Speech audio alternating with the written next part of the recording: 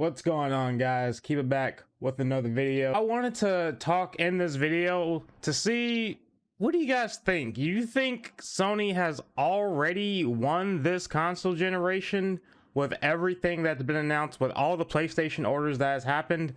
It's been pretty crazy, and we're still only in the first day of pre-orders. Pre-orders officially went live today, but unofficially they went live tomorrow and completely sold out early. We're going to be talking about that. We're going to be talking about what Xbox can do to catch up.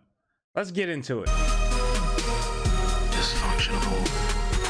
All right, before this video starts, I do want to let you guys know that I stream on Twitch every Monday through Friday. Link is in the description. Hope to see you all there. And if you do like this video, leave a like, leave a comment, and consider subscribing if you want to stay updated. With the pre-orders have gone live for PlayStation, there aren't Xbox pre-orders as of yet. And I do believe Microsoft has already responded, letting people know that they're going to make sure everyone understands when pre-orders for the new Xbox console is going to be going live, because of the debacle that was the PlayStation 5 pre-order launch. No one knew what was happening. People were on it right away. I'm pretty sure Walmart dropped the ball and just pulled the gun early. I don't know how they did that or how they got away with it, but they did it anyway. Whatever. So we're going to be comparing prices, talking about which console you might want to be getting. I know for sure I'm getting a PS5. I think I've already said this.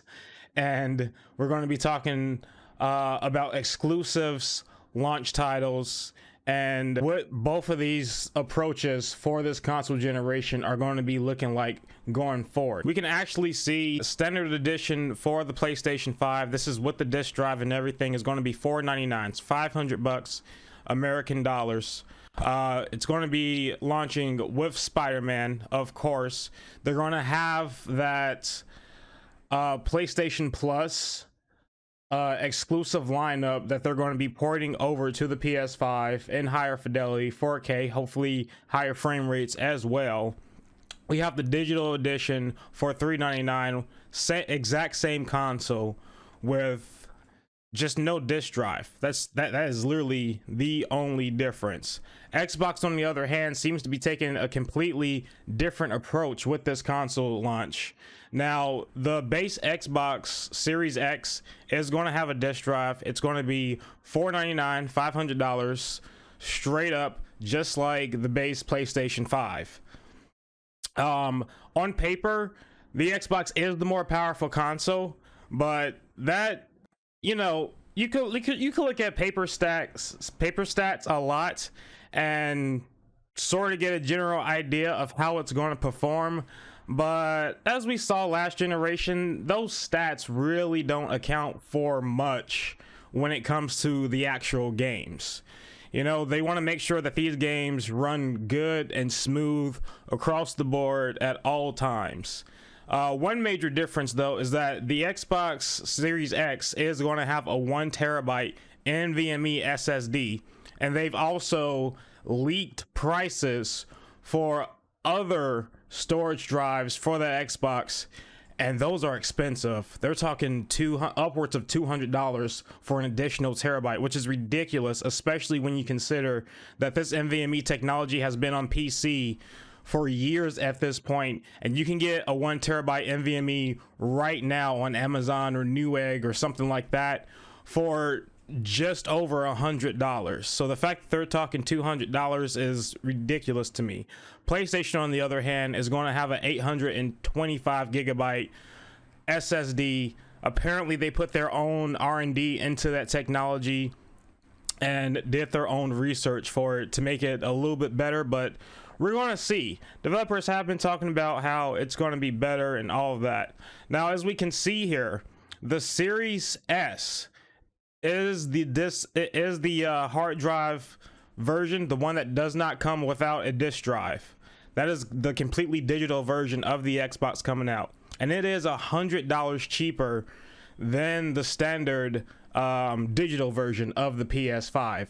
But where it differs is that it is a less powerful console. It's not made to run at 4K. It is the 2K 1440p up to 120 hertz console. Now, in terms of the exclusives that are coming out for both these consoles, we finally got gameplay of Spider-Man Miles Morales with yesterday's live stream, which to me looks fantastic. The gameplay itself looks to be an improvement of what we got on the PS4 version.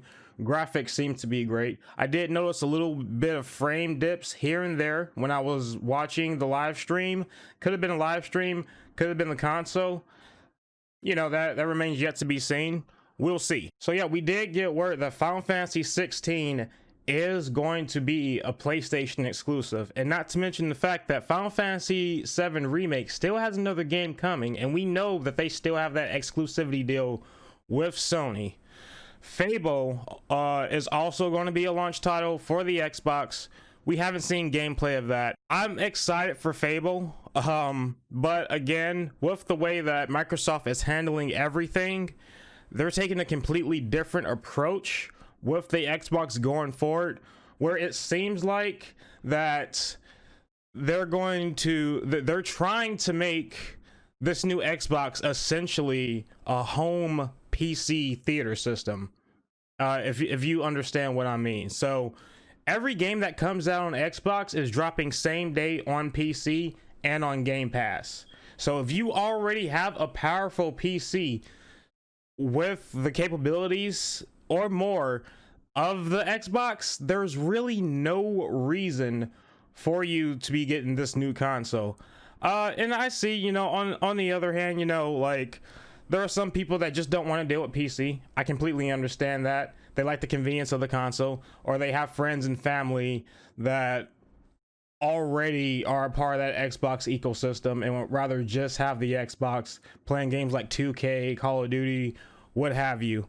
State of Decay 3 is also another game that we saw teased. Again, we didn't get gameplay for that. On Sony's end, we already talked about Spider-Man. We talked about how Final Fantasy is going to be exclusive for the PlayStation for the foreseeable future. I think that is timed exclusivity, like they did with the 7 remake. And then we also got that teaser bombshell at the very end of the live stream, where they showed us just a little snippet, a little logo, little tease of the new God of War coming, and that had me hyped forever. Final Fantasy and God of War were my two just biggest hypes of that entire live stream. You can see here in this clip from my own stream. The dominant. Wait, is this Final Fantasy? How do we even know the girl will be among us? I think so. This is Final Fantasy!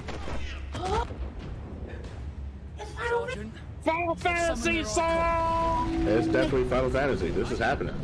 Shiva! Final Fantasy 16! Final Fantasy 16. PlayStation console exclusive, also available on PC. Also on PC, baby. Rejected!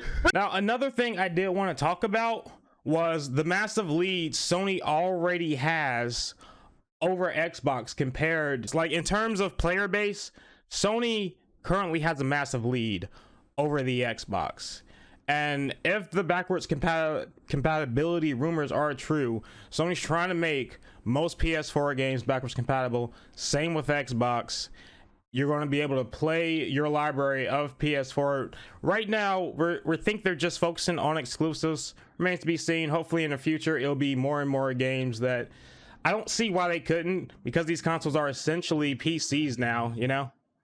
But if you look here on IGN of the top selling consoles of all time, you can actually see the PlayStation 4 has more than double the install base of the Xbox One. And that's very, very concerning for them. But with the Xbox Series S being $100 cheaper than either PlayStation 5s, $200 cheaper than the base, and $100 cheaper than the digital edition, people might be enticed to actually just pick up one of those, because you know there are a lot of people that just want the best bang for the buck, the best value that they can possibly get. You know, they're probably getting it for as a present, you know, for their wife, boyfriend, kid, whoever, you know, and people don't want to spend that much money. So $500, $400, that could be a lot of money to a lot of people, you know. I hope you guys did enjoy this video. If you did, go ahead, leave a like, leave a comment, subscribe for more videos, and in the pinned comment below, let me know what you think. Are you getting an Xbox? Are you getting a PS5? What games are you excited for? What are you not excited for? Are you like me? Are you a PC gamer and don't really see the value in getting an Xbox because you already have a super powerful PC? Just let me know, and I'll see you guys in the next video.